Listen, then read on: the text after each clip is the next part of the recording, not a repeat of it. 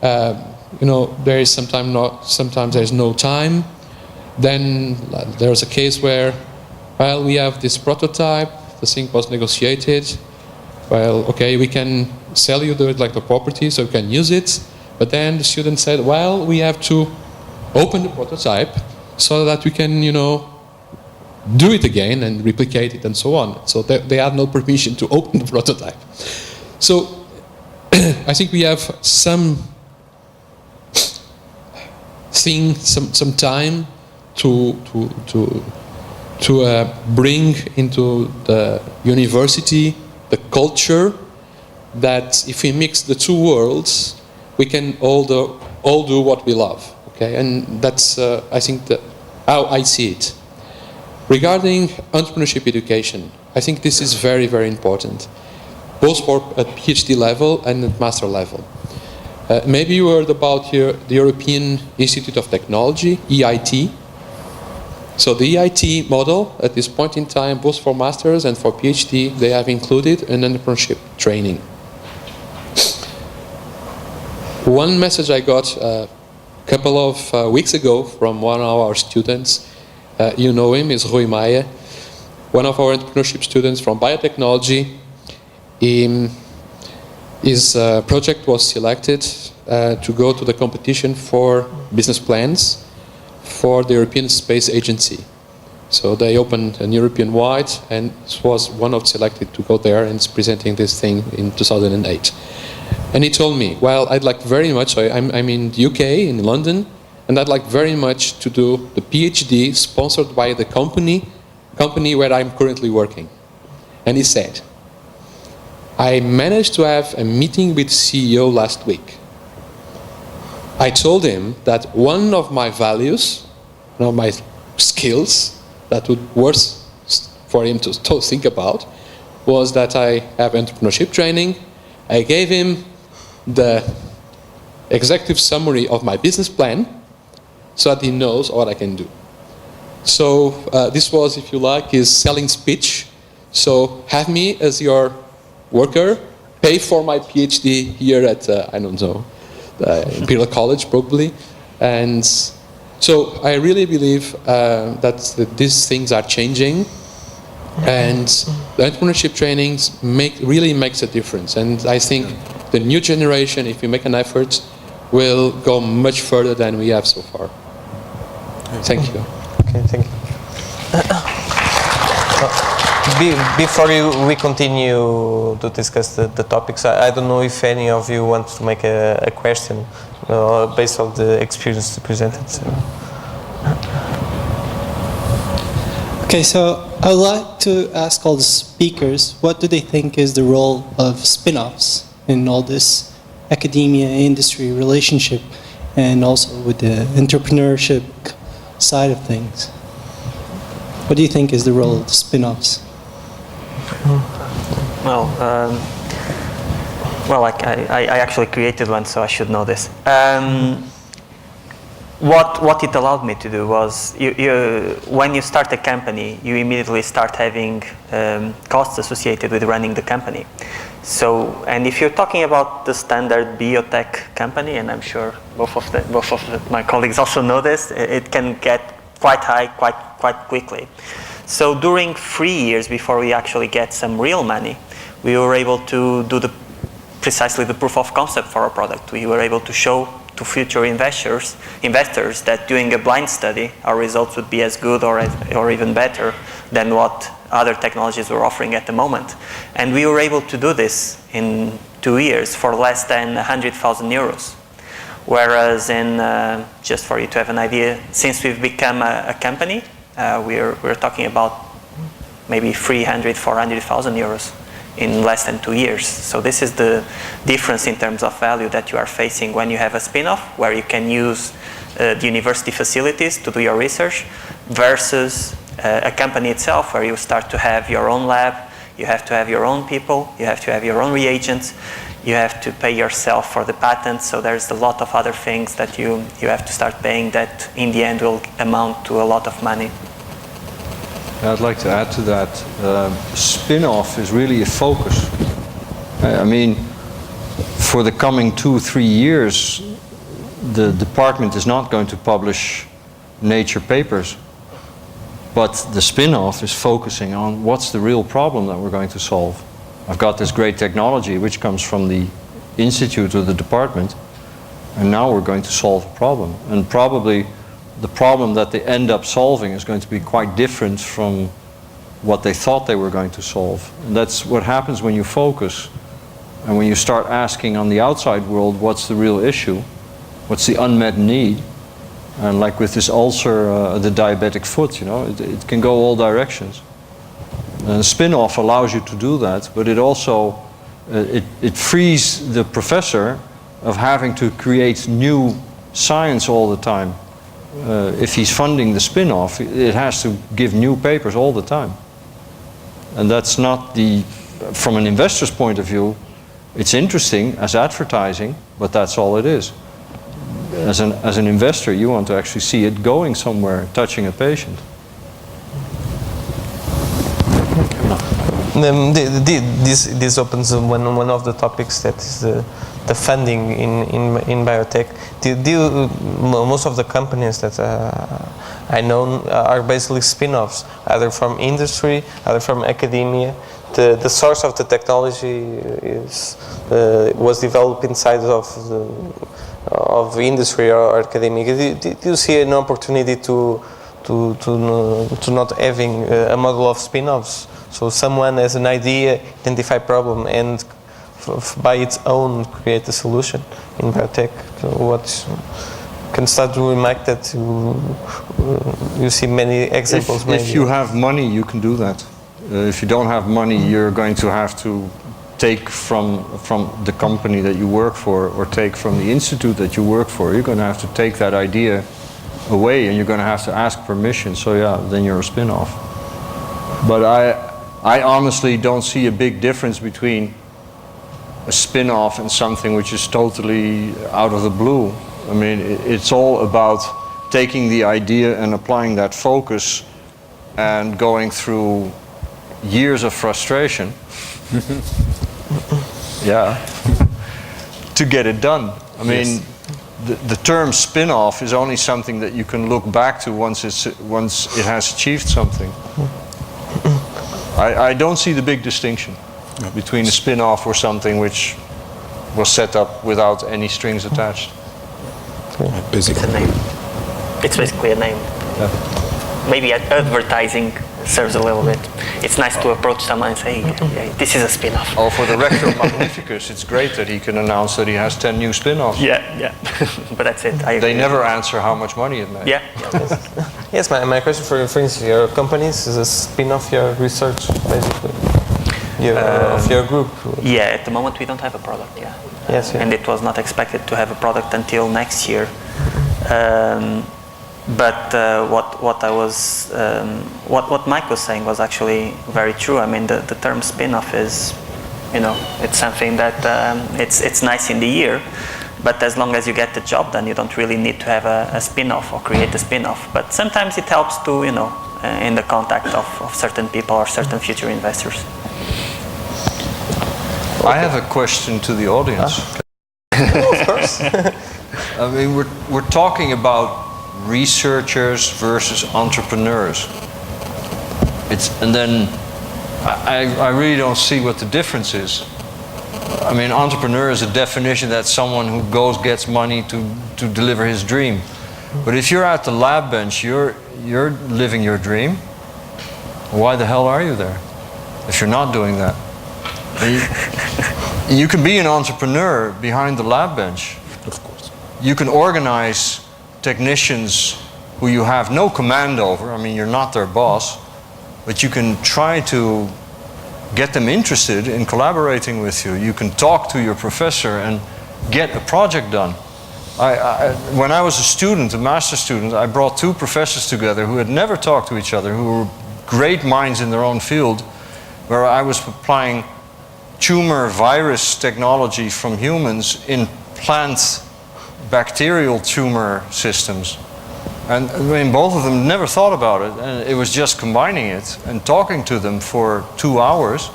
They gave me 2 hours of their valuable time and off we went. We just did it. It failed miserably, but you know, they're willing to let you be entrepreneurial, but you have to come with a cool project, a cool idea. And you have to sell it. And the way to sell it is a passion and your deep understanding. Because you do have to understand your own shit. You have to understand it. And then you can sell it, you can live it.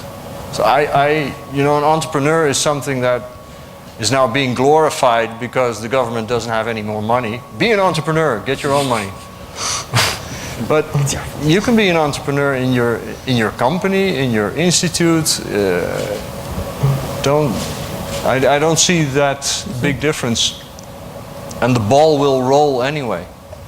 So if you have any idea of adventure or ambition to boldly go where no one has gone, just do it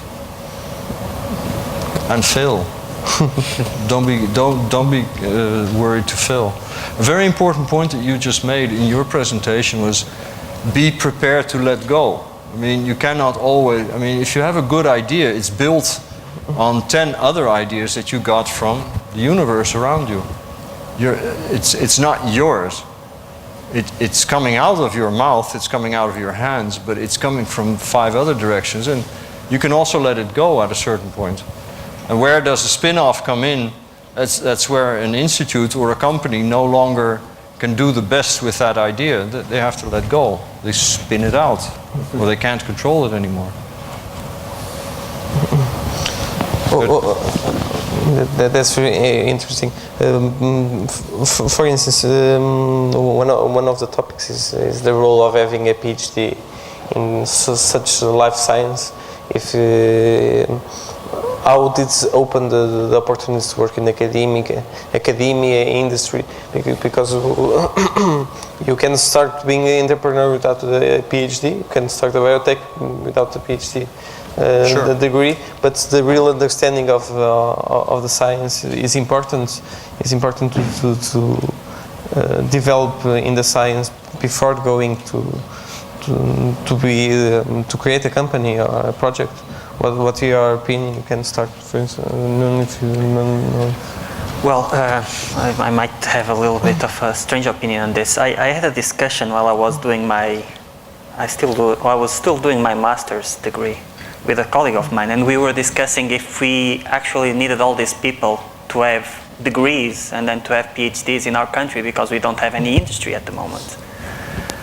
And I've always been it has always been my opinion that education brings you somewhere. You don't have to have a degree to form a company, that's for sure. I mean, Steve Jobs did it, and I think everyone thinks that is pretty good.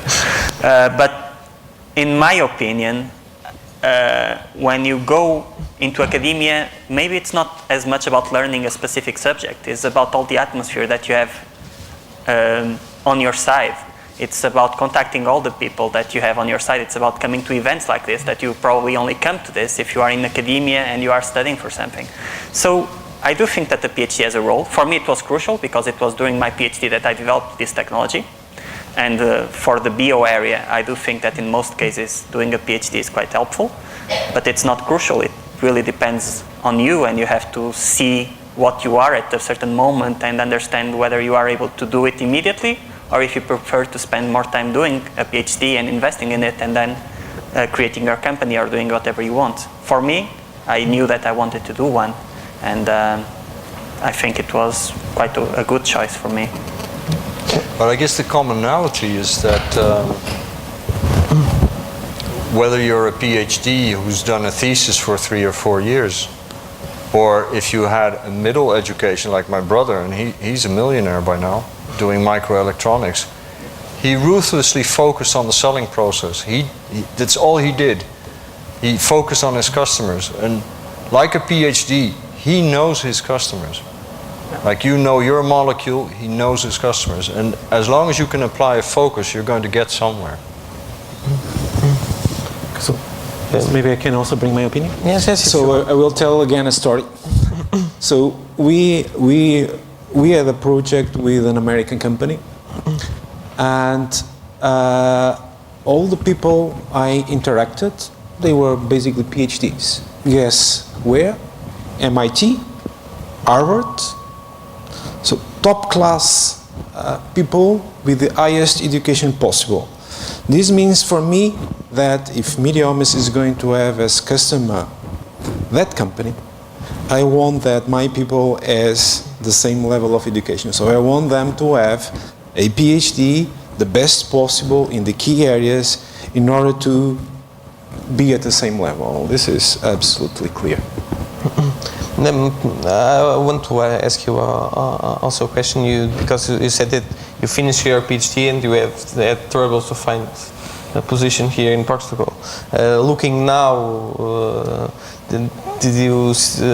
how do you see the value that you could bring to those companies in that time as a PhD? Did you see that there were really, today there are opportunities to PhDs, they bring value to companies, and how do they bring value to companies?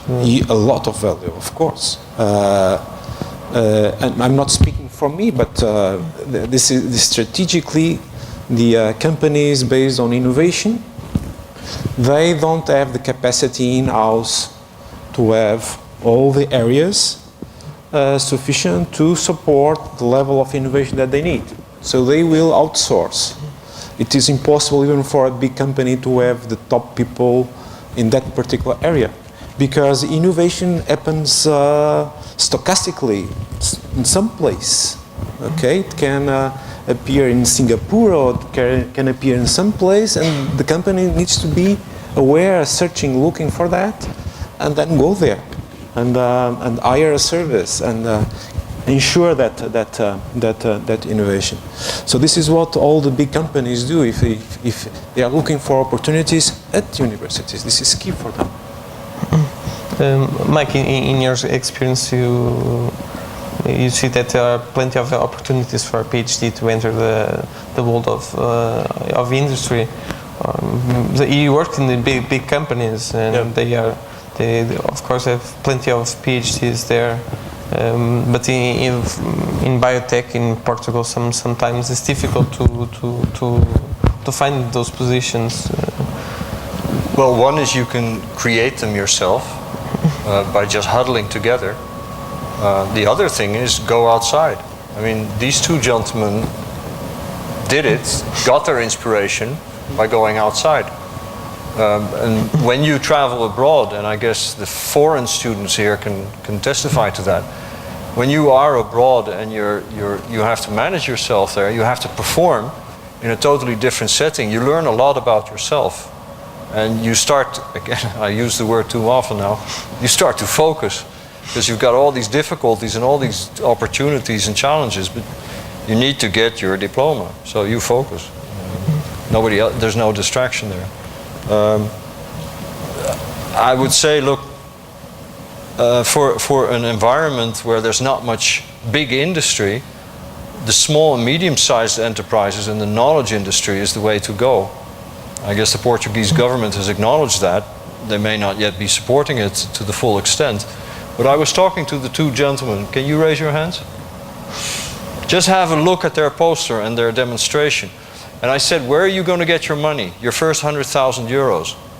What did you say? Can you give him a microphone?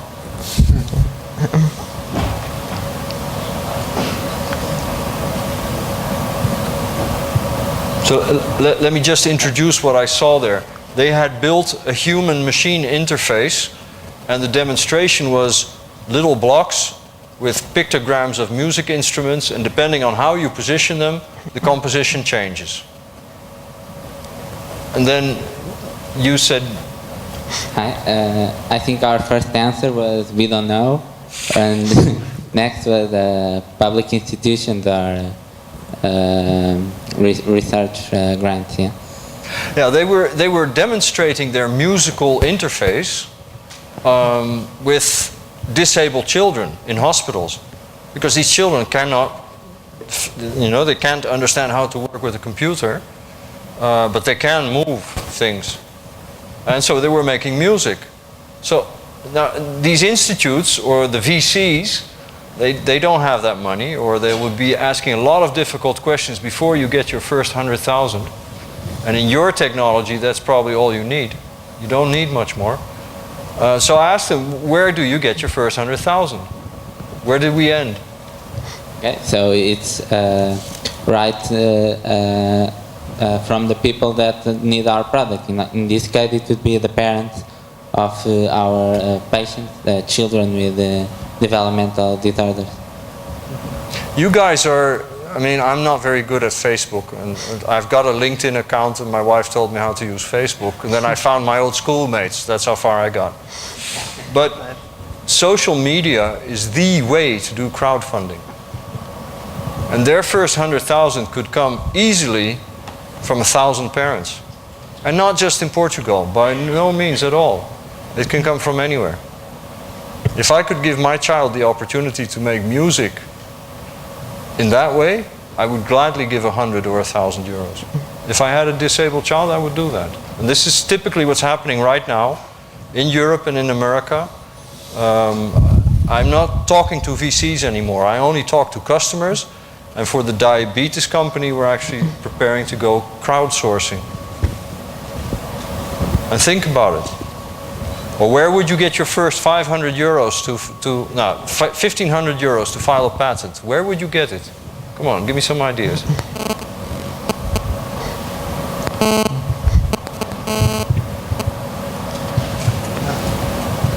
Basically, I mean, in addition to your idea of crowdsourcing, what you can tell the guy who, let's say, gives you a little bit of funding that, okay, whatever money you're giving me, in the future, if this drug is successful, I'll give you like a 20 or 30% discount for 3 years, you know.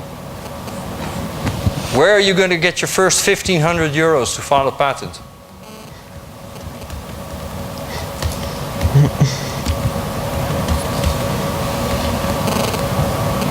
From your pocket.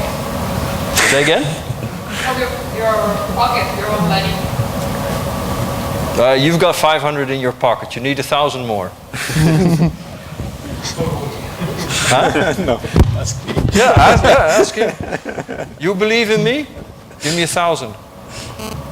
Yeah, I think we are now getting to the point of trust, isn't it? Which is fundamental for you to get funding. So as long as you can gain trust from people to invest in you, you will get the money. And this is something that I had to learn. I mean, for us to sell the first time or for us to get first funding, we had to convince people that we were actually good at what we did. And I actually enjoyed the process because they first invested a small amount of money, which was nice. It allowed us to do the first part of the process, and it went well. So we gained the trust of bigger fish, I would say, to invest a little bit more in the project. And this is step by step. But as Mike was saying, you can do this if you convince. You don't have to convince VCs. You can actually convince, and crowdsourcing is actually, crowdfunding is actually a very nice way of now getting the money. Even though, as I recall, they tendentially fund small projects, isn't it? Like up to 100,000 euros. But for many projects, it's a nice way to start, I guess. And that's something to consider. But one of the big things that is going to block you all the time is asking permission. Why do you have to ask permission? You can just, when you're in the lab and you have a great idea, you can do it, right? Okay, if you're going to block the NMR for the coming week, that's a different story. But little things you can try yourself. And I mean, if you have 20 friends, maybe you can convince them to put 75 euros together each. It's a week of not drinking.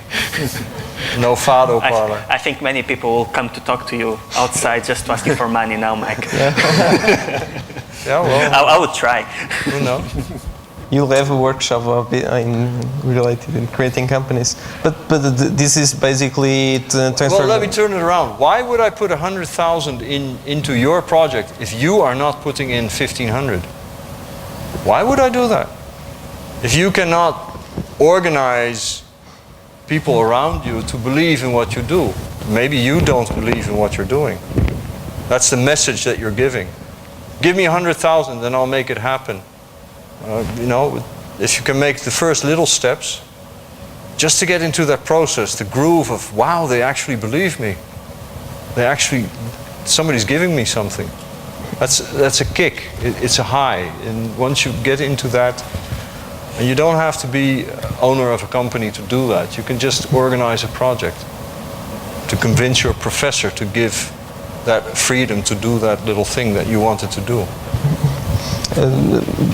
Basically, this goes to the point of knowledge transfer between academia to industry. How do you join? You don't need to create a company. When you, for instance, when you decide to create that company, did you think in approach actual company that already exists and propose I'll develop this product for you, and you fund me, you will fund my development? Things went, I guess, so smooth for me in the beginning that I didn't actually have to go there. I guess it was a possibility. I mean, as they were saying, we should try to look everywhere for funding. And the company is one of that possibilities. Concerning the intellectual property, that's actually a very interesting thing here in Portugal. And again, because maybe we were one of the first projects to come out and that made technology transfer offices to talk with venture capitalists, we had a lot of problems with that. So just for you to have an idea, we spent 1 year deciding how much royalties we would have to pay as a company to the universities to start our project. And that was something that was amazing in my view, because I don't think this is normal elsewhere. And it again demonstrates that part of the reason why we are perhaps sometimes lagging behind is because we don't have experience in this. We started doing research 15 years ago, is it? Perhaps in Portugal? 15, 10, real bio research? Maybe. More or less 15. I mean, in the Netherlands, perhaps a little bit longer, but we had to catch up with other countries. We are still a little bit lagging behind, and now we are only now starting to smooth things up. And this intellectual property thing is one of the big issues on when you start funding a company. You have to have full control of that, or else no one will fund you. You have to know that the rights are yours, and they have to get themselves acquainted with the universities, and they have to discuss with them. And that's something that is also, at least for us, it was a bit of a problem. Can I ask you one question? First of all, thank you very much for your thoughts on this. It was really enlightening. My question is about a topic that we approached several times, but we didn't debate it quite well, which is validation, validating your ideas. And I would like to ask you all, how did you validate the ideas for your companies? Because nowadays we see a lot of app companies, web companies that are launched, and they can easily validate their ideas with AdWords, with crowdfunding campaigns and so on. But in bio field, you need a lot of money. And usually you go directly to VCs, you are even willing to put your own money, or you're an expert in the area, so you have the knowledge and you might as well go to market. But how do you actually are in touch with customers, with potentially customers, because it's really hard to get to the product in the end, right? So how were you able to validate your idea, to feel confident enough to put your own money, your own effort in that technology that made your eyes sparkle, and that amazes us all, because we are researchers and we tend to focus on that. So that's why I'd like to ask you, it's because I find it really hard to validate an idea in the biotech industry. So if you could share your experience.